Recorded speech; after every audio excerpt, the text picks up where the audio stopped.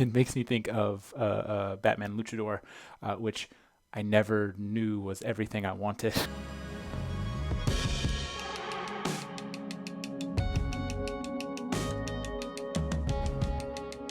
Hey everybody, how's it going?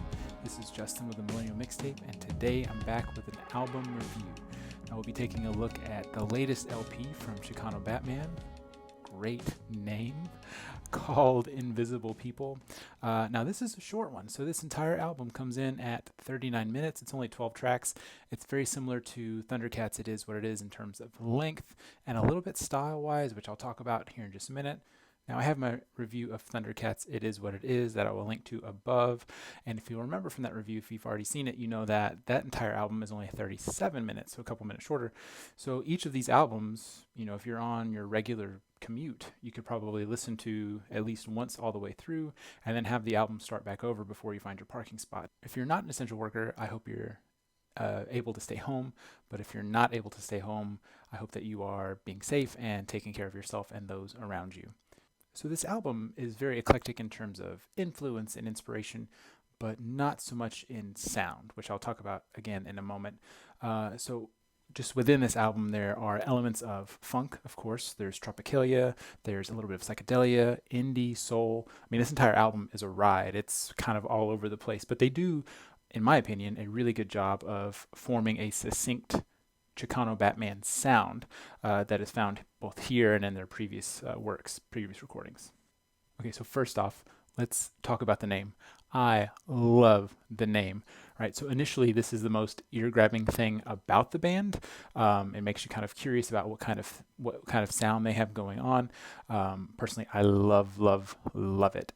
It makes me think of Batman Luchador, which I never knew was everything I wanted until I started listening to this band and just having the name of the band kind of play over and over in my head. Now, I was so curious about the name of the band that I found an interview from 2019 with Carlos Arevalo, where he says the following: naming the band after the Caped Crusader was just the idea of taking a white heterosexual superhero and flipping it into something else. A Latino superhero that doesn't exist. We are protesting the fact that society gave Latinos limited opportunity to show that we are also artists and creatives.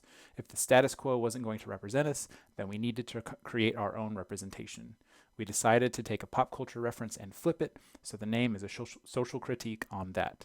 As someone with Hispanic heritage, I can totally get behind this. I'm a little bit more removed than most people with Hispanic heritage in the US. I get that. I dig it. And I feel like we're just now getting to the point where there's more representation of Hispanics, Latinos, and Chicanos on media, right? In media.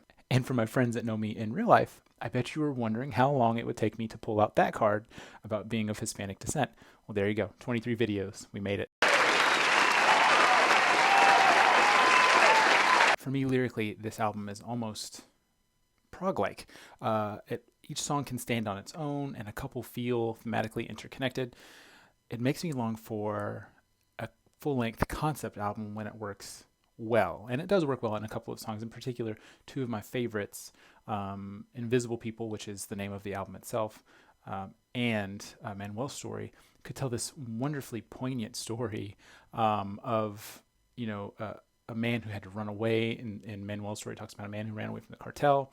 And then in Invisible People, talks about being an outsider, being an outcast, and having to fit in and find your way. And so I feel like if you were to take those two songs and really expand that story, I mean, you could have this wonderful telling of a refugee's tale, and it paints the stories of, his paints the idea of him struggling to fit into his new town and assimilation. And also there's another song, which they released as a single, Pink Elephant.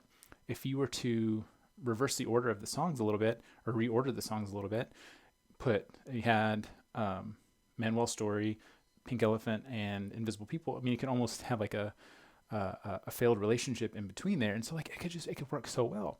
And it almost gives me this like 100 Years of Solitude element, where like there's this romanticism of the narrator, this focus on the individual and the outside struggles, the outside pressures that they're facing.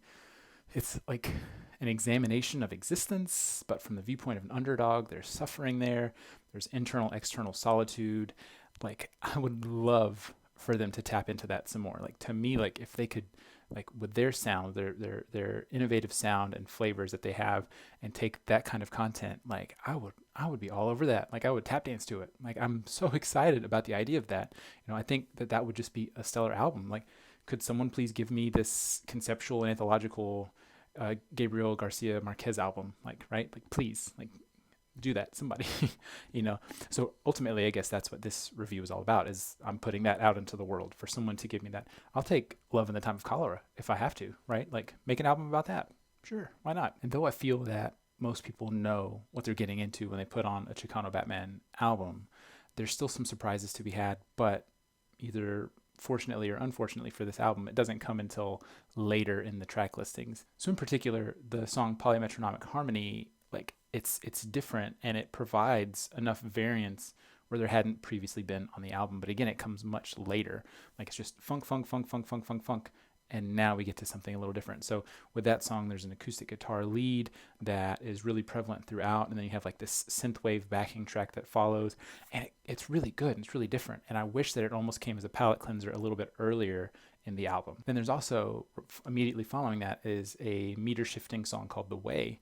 And with The Way, it's almost like this like patchwork song. So you have funk and psychedelic verses with jazz pre-choruses and then a straightforward indie chorus. It gives the listener like a lot to chew on. And it's one that I kept coming back to and listening to over and over again, just because it was so different and so wild, like how it was just constantly something new. And so like I really enjoyed that. But again, it comes so late in the album. And then finally, the final track, Wounds, almost feels like something straight out of the Beatles' later catalog, like something from the early 70s from the Beatles. Like it's the most straightforward sounding song on the album, and because of that, due to that, it's the most experimental. And again, all of that is found towards the end of the album. Now, speaking a little bit about the band itself, so these guys are like the best versed musicians in some of the least well-known genres. So in preparing for this video, I checked their What's in the Bag video from Amoeba, which I will link to below, and I am so impressed with their knowledge and appreciation and love for all of their influences. Like, seriously, like all of them. I feel like I watched the video and I came back with just this laundry list of homework on things to check out. And I'm in no way mad about it. So, there's something called soca, which I'm doing some research on and finding more about. So like Eduardo pulls out Panamanian soca. And, I was born in the Canal Zone. My grandfather was a Zonian. My father was in the Air Force serving down there. And so like I spent the first part of my life in the zone, and he's talking about the style of music that I have no idea what it is.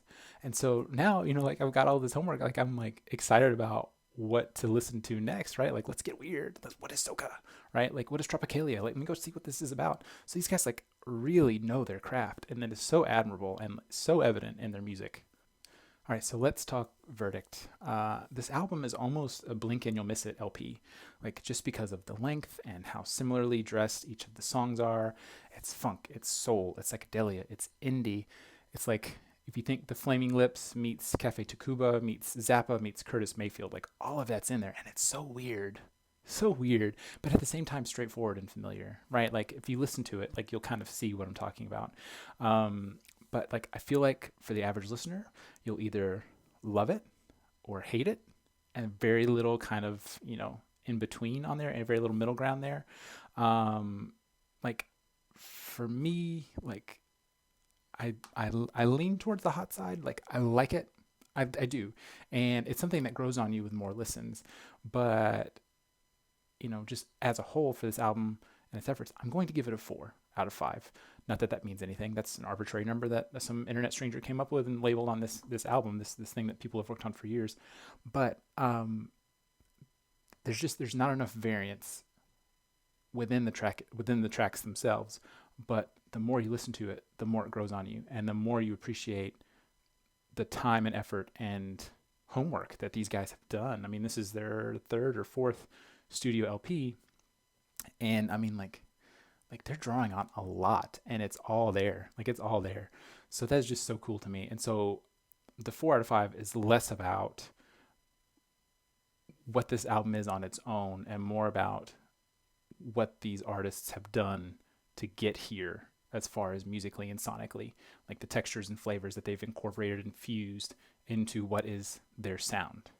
So yeah, 4 out of 5. All right, well, that's it for me. Thanks for tuning in. Really, I appreciate it. Let me know what you think of Chicano Batman's latest, Invisible People, or if you have any other albums or songs that you would like me to do reactions or reviews to, please drop them in the comments.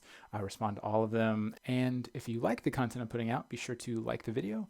And if you love the content I'm putting out, please subscribe. And when you see that bell gizmo, ding it so that you are notified of any new videos that I put out in the future. So for now, as I leave you, I'm going to tell you I'm going to be brushing up on my Tropicalia and Soca. And yes, I've got my homework. I don't know when I'll see you again because of that. But until I see you, please be sure to stay safe and stay well.